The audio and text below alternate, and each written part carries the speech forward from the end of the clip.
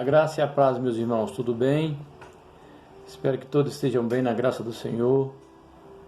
Espero que todos estejam se cuidando, especialmente os irmãos que moram em Ceilândia, né? A situação não está muito boa, mas que Deus possa estar guardando todos vocês, que todos possam estar na graça do Senhor Jesus.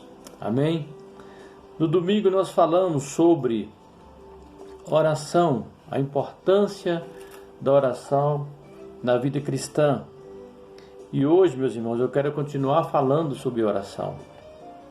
Quero continuar lembrando da importância da oração na vida da igreja, nas nossas vidas. Eu falei da oração na Antiga Aliança, e aí eu citei, falamos sobre como o povo de Deus na Antiga Aliança oravam nas necessidades, nas situações, nas decisões. Eu citei os patriarcas, falei dos profetas, falei dos reis, rainhas, líderes, né? E hoje eu quero falar da nova aliança, começando por Jesus. E primeiro, nós observamos sempre como Jesus se afastava, se retirava para estar orando, sempre. Primeira observação, dentro de todas as suas questões, ele sempre deixava os seus discípulos e se afastava para um lugar sozinho para estar com o Pai. E nós queremos mostrar alguns momentos. No primeiro momento, queremos mostrar alguns momentos especiais, fundamentais na vida de Jesus. E um dos momentos que nós queremos mostrar, eu não vou ler todos, vou ler só esse para iniciarmos, né? Que é em Lucas 3, 21, que é antes do seu batismo. Lucas 3, 21, antes do seu batismo, Jesus já ora. E aí vai estar mostrando que sempre antes de algumas decisões, de algumas questões, Jesus se retirava e estava orando.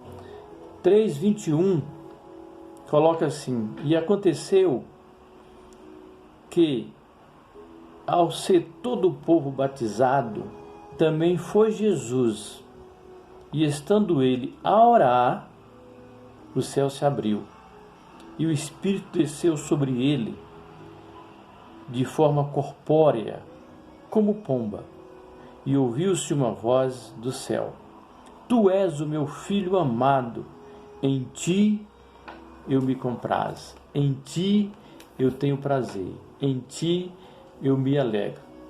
Então esse é um dos momentos fundamentais, essenciais na vida de Jesus, e que Jesus estava orando. Aí eu quero mostrar mais alguns momentos, mas eu não vou ler todos os momentos, você pode depois ler, seria muito interessante. Outro momento que ele retira para orar, no momento da escolha dos seus discípulos, ele passa a noite orando. O texto coloca em Lucas 6, só um versículozinho, porque é muito importante. Em Lucas 6, 12, fala assim: e aconteceu que, estando ele numa das cidades, veio a presença... Não, Lucas 6, desculpa. 6, 12. Lucas 6, 12. Naqueles dias retirou-se para o monte a fim de orar, e passou a noite orando a Deus. E quando amanheceu, chamou a si o seu discípulo e escolheu 12. Ele se retirou para orar e passou a noite orando, porque ele precisava tomar uma decisão, precisava escolher aqueles que seria os seus companheiros próximos. Então ele escolheu os 12. Em Lucas 6, de 12 a 16. Outro momento muito especial é o momento em que ele é reconhecido como Cristo. O momento que ele é reconhecido como Cristo pelos apóstolos, né? Lucas 9, 18 a 22. Aí quando ele pergunta: quem diz quem eu sou? Pedro vai responder: todo mundo fala você é isso, tal, mas Pedro diz: tu és o Cristo, tu és o Cristo de Deus. Outro momento de muita especialidade, fundamental, é o momento da alta revelação, é o momento da transfiguração. Eles estavam orando, Pedro, Tiago e João, eles estavam em oração. E aí teve aquele momento bonito, aquele momento único, que é o momento da transfiguração, onde desce aqueles dois servos de Deus. Outro momento essencial, o momento da última ceia, em Mateus 26, 26 a 27. O momento da última ceia, onde que ele reúne com todos, dá as últimas instruções, os últimos conselhos, as últimas recomendações, e ele faz a sua entrega. Nessa noite eu estou vos entregando, entrego o meu corpo, entrego a minha vida em prol de todos vocês. E outro momento de muita angústia e profundidade, meus irmãos, é no Getsemane. Mateus 26, 36. É aquele momento que ele estaria ali entregando a vida ao Senhor, dizendo: se possível passe esse cálice. Ele convidou dois para ir com ele. Infelizmente os dois, num momento tão especial de intercessão, eles dormem. Pedro dorme, João dorme, e ele está ali naquele momento de angústia, mas ele passou por aquele momento. E outro momento especial é na cruz, Mateus 27, 45. Na cruz, ele faz a sua última oração: está consumado, eu entrego a minha alma a ti, Senhor. Então são alguns momentos muito especiais, essenciais na vida de Jesus, e que nós observamos que a oração está presente. O segundo observação, o segundo ponto, a oração nos ensina de Jesus, não só na sua vida, mas nos ensina. A verdadeira oração é espiritual, mas tem um resultado físico e material. Nós podemos observar o Pai Nosso em Mateus 6, Pai Nosso que todos nós sabemos, todos nós conhecemos. Há poder na oração quando há persistência, quando há perseverança. Jesus ensina que há poder, que há resultado quando há persistência, quando há insistência. Nós observamos aqui a viúva e o juiz iníquo. Ela perseverou, ela persistiu na oração. Isso Jesus ensina para nós. Também Jesus ensina que há um dever e uma disposição na oração. O dever do perdão e o dever do amor. A oração tem que estar carregada de amor, tem que ser amorosa e tem que ser perdoadora. Nós não podemos dobrar os nossos joelhos com sentimento vingativo ou de punição ou punitivo, mas nós temos que dobrar os nossos joelhos com sentimento de amor e de perdão. Quando há isso, então aí também há resultado na oração. E é muito interessante que nesse sentido, Pedro chega para Jesus e diz: Senhor, quantas vezes nós devemos perdoar? Quantas vezes? Ele diz: olha, não só 7, é isso que Pedro pergunta, né? 7 vezes? Não só 7, mas 7 vezes 7, ou 70 vezes 7. A oração deve ser de fé. Mateus 17, 20. A oração deve ser de fé, e com muita fé. Ele ensina lá sobre o grão de mostarda. A oração visa realidades espirituais, mas com práticas terrenas. Na grande oração sacerdotal de Jesus, em João 17, ele sempre vai em direção ao reino de Deus. Então nós observamos que na vida de Jesus e nos seus ensinos sempre estava presente muita oração. Terceiro, a oração na vida dos apóstolos. A oração na vida dos apóstolos. Paulo fala de orações, de intercessões, de súplicas e de ações de graça ou de gratidão. Paulo fala a importância da oração nesse sentido. Paulo orienta nesse sentido. Em Efésios 3, 14 a 20, Paulo vai estar falando sobre a importância da oração, a profundidade da oração, a necessidade de oração e orações por todos. Pedro e João, em Atos 3, a caminho do templo para a oração, né? Nós já sabemos do curso que estava lá, e aí eles estão indo para a oração. Em Atos 9, e eu quero ler esse texto em Atos Atos 9 também vai mostrar. Não, Atos 9 não, Atos 10, 9. Fala assim: no dia seguinte, indo eles de caminho e estando já perto da cidade, subiu Pedro no eirado por volta da hora sexta, a fim de orar. Então nós vemos que na vida dos apóstolos, a oração era muito presente, era muito necessária a oração. E quarto, meus irmãos, nós vemos a oração na vida da igreja.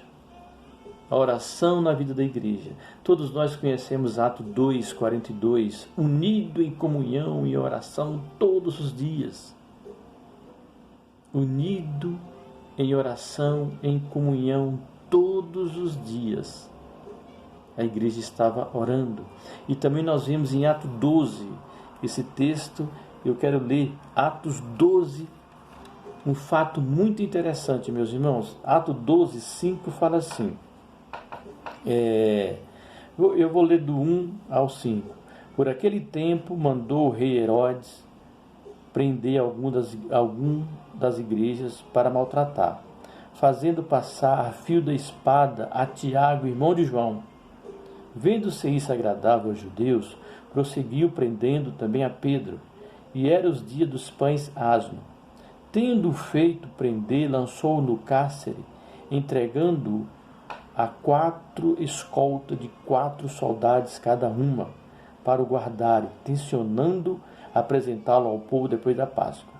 Pedro estava guardado no cárcere, mas havia oração incessante a Deus por parte da igreja a favor dele. E aí o que aconteceu, meus irmãos? Eis, porém, que sobreveio um anjo do Senhor, e uma luz iluminou a prisão, e tocando ele ao lado, disse: Pedro, desperta. Pedro despertou, dizendo: levanta-te depressa. Então as cadeias caíram-lhe das suas mãos.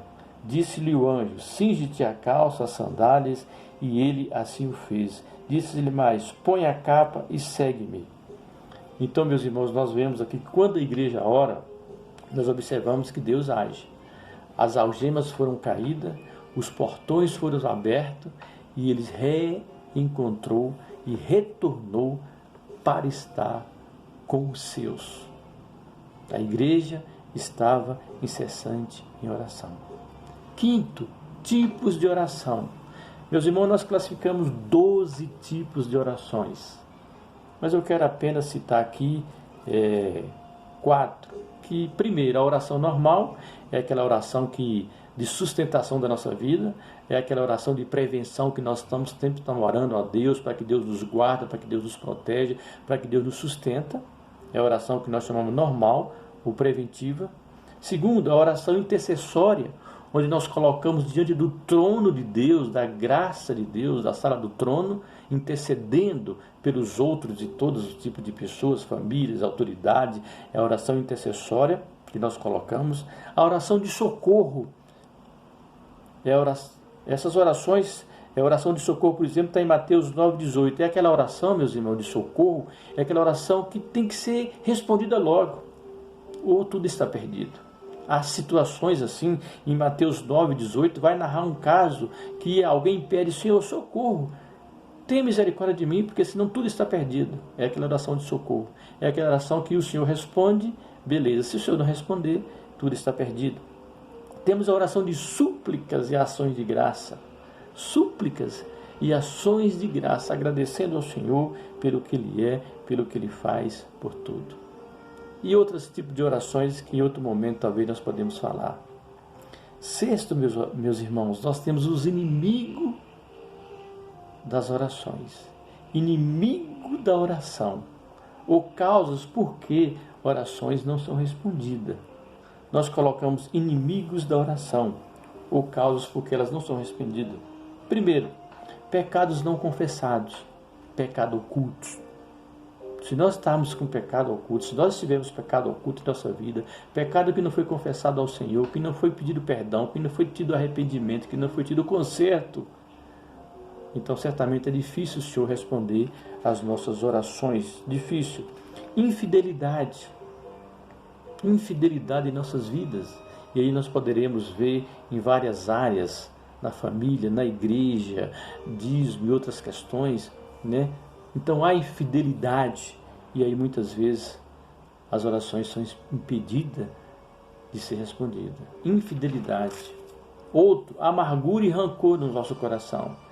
Aquele que está com o seu coração rancoroso, amargurado, e aí tem até algum sentimento ruim, que guarda no seu coração rancor. É necessário consertar, meu irmão, para que você possa chegar diante do trono da graça, pedir perdão e consertar, para que suas orações não sejam impedidas. Desobediência.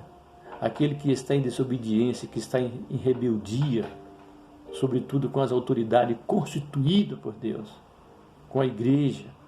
Tem gente que faz o que quer, quando quer, na hora que quer, não dá nenhuma satisfação. Isso é desobediência. Né? Você tem a sua liderança, você tem a autoridade na sua vida constituída por Deus. Constituída por Deus. Então, rebeldia, desobediência, também muitas vezes impede as nossas orações. A falta de sinceridade. Deus conhece o nosso coração. Deus lê o nosso coração. Eu preguei sobre isso. Deus lê o nosso coração. Então a falta de sinceridade nas nossas orações, muitas vezes elas não são respondidas. Idolatria. Idolatria. Mas tem crente que é idólatra? Tem, meus irmãos. Tem. Então, há muitas vezes tem pessoas que colocam Deus em outras coisas em primeiro lugar e não Deus. Idolatria. Então, analise seu coração. O que você ama mais? Pelo que você se entregaria mais? Idolatria. Por não estar alinhado com os propósitos de Deus. Muitas vezes nós oramos para coisa que não tem nada a ver com o Senhor. Por não estar alinhado com os propósitos de Deus. Então é importante que as nossas orações estejam alinhadas com os propósitos de Deus. Meus irmãos, por que os crentes, nós oramos tão pouco? Por que nós oramos tão pouco? Não aprendemos? Ou não nos ensinaram? Cremos realmente no poder da oração? Por que a igreja ora tão pouco? Talvez é porque o pastor ora tão pouco. Mas por que o pastor ora tão pouco? Por quê? Acha que não precisa? Uns dizem que acham que não precisa. Outros acham porque são autossuficientes. Ou outros não gostam. Acham que não precisa desse negócio de oração. Usa sua própria sabedoria, são autossuficientes, faz do seu jeito, sempre do seu jeito. Será por isso que a igreja ora tão pouco? O caminho percorrido entre o homem e Deus se faz de joelhos. O caminho percorrido entre o homem e Deus se fazem de joelho. Por que as famílias oram tão pouco? Porque os casais raramente oram juntos. Por que as famílias não oram pelos seus filhos, pelos seus familiares e por tantos filhos que se perdem por falta de oração? Por falta de oração. Eu sei, e você também sabe, que muitas vezes nós oramos e parece que nada acontece. Não é verdade? Muitas vezes. Tiago 3 diz: pedis e não recebeis, porque pedis mal, para os seus próprios deleites, para os seus próprios prazeres. Primeiro, meus irmãos, nós oramos pouco. Mas quando oramos, é necessário ver como nós estamos orando. Ver que tipo de oração nós estamos fazendo a Deus. Porque Tiago diz: pedis, mas não recebeis. Então, quando nós oramos, já que oramos tão pouco, mas quando oramos, fazer uma boa reflexão da nossa oração. Meus irmãos, eu quero pedir que você tome uma decisão com relação à oração. Que você toma uma decisão e muda de postura com relação à oração. Coloca a oração como uma das prioridades na sua vida, a leitura bíblica.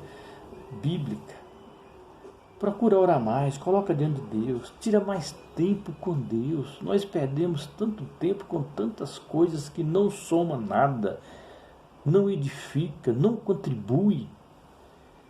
E oramos tão pouco. Temos tão pouca presença de Deus em nossas vidas. Os casais, procuram orar mais juntos. Ora para os seus filhos, reúne a família. Cria esse hábito, meus irmãos. Aproveita o momento que está acabando de ficar em casa, graças a Deus. Mas, independente desse tempo, meus irmãos, procura orar mais. Eu peço com todo carinho, oram mais, reúna a família, ora junto os casais. Tira um tempo para Deus, muda a sua vida com relação a isso. E olha, meus irmãos, eu tenho certeza que essa decisão vai alegrar muito, muito o coração de Deus. Que Deus os abençoe, meus irmãos. Maravilhoso Deus, nós te agradecemos pelo teu amor, pela tua graça, pelos teus cuidados. Te agradecemos, Senhor, pela vida de oração que nós precisamos ter e vamos ter. Te agradecemos pelos nossos familiares, por o Senhor estar cuidando do teu povo.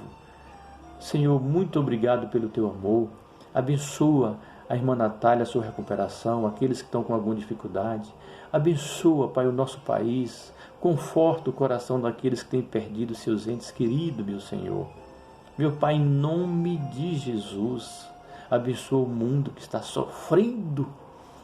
Meu Senhor, abençoa nossas autoridades. Põe a mão, Pai, sobre a vida deles para que eles sejam mais sensatos, que pensam no povo, pensam no social. Meu Pai, em nome de Jesus, que o Senhor entra com a providência e toca onde ninguém pode tocar. Só o Senhor. Em nome de Jesus. Amém. Deus abençoe, meus irmãos. Continua se cuidando. Na graça do Senhor. Amém.